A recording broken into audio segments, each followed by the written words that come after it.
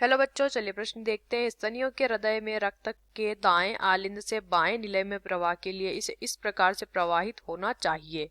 दायां निलय फुफ्फुसीय धमनी फेफड़े फुफ्फुसीय शिराएं बायां आलिंद। दायां निलय फुफ्फुसी शिराएं फेफड़े फुफ्फुस धमनी बायां आलिंद। दायां निलय दायां आलिंद फेफड़े फुफ्फुस शिराएं बायां आलिंद।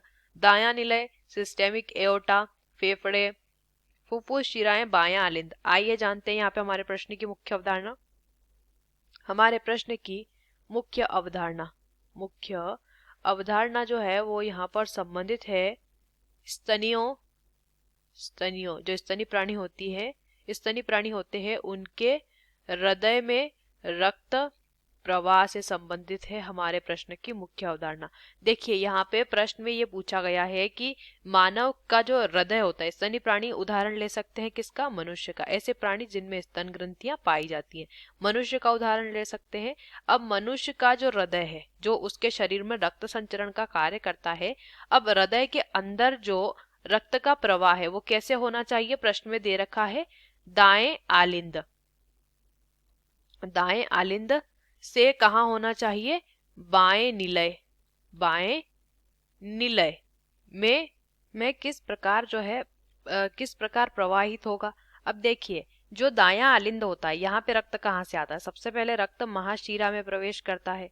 महाशिरा से ये रक्त आता है दाएं आलिंद में। कहाँ आता है? दाएं आलिंद में। दाएं आलिंद से ये रक्त कहाँ जाता है? दाएं आलिंद से ये रक्त हमारा जाता है दाएं निलय में। कहाँ जाता है? दाएं निलय से रक्त फिर आगे की ओर बढ़ता है और फुफ्फुसीय धमनी में पहुंच जाता है। कहाँ पहुंच जाता है? फुफ्फुसीय धमनी में ये पहुंच जाता है। फुफ्फुसीय धमनी में जाने के पश्चात ये आगे की ओर जाता है और कहाँ जाएगा?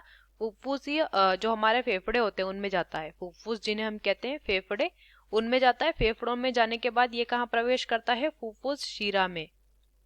कहाँ प्रवेश करता है? फुफ्फुसीय शिरा में ये प्रवेश करता है। और फुफ्फुस शिरा से ये कहाँ पहुंच जाता है?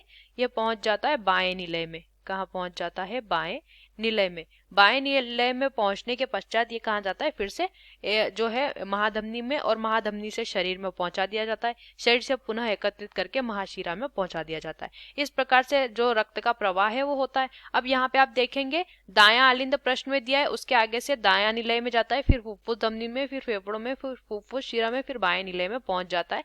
तो पहला जो विकल्प दिया है वो सही दिया है। दूसरे यानी बी, सी और डी में जो क्रम दिया है हमें वो गलत दिया हुआ है। तो हमारे प्रश्न का जो सही उत्तर होगा वो विकल्प ए हो जाएगा। आशा करते हैं आपको इस प्रश्न का उत्तर समझ आया होगा। धन्यवाद।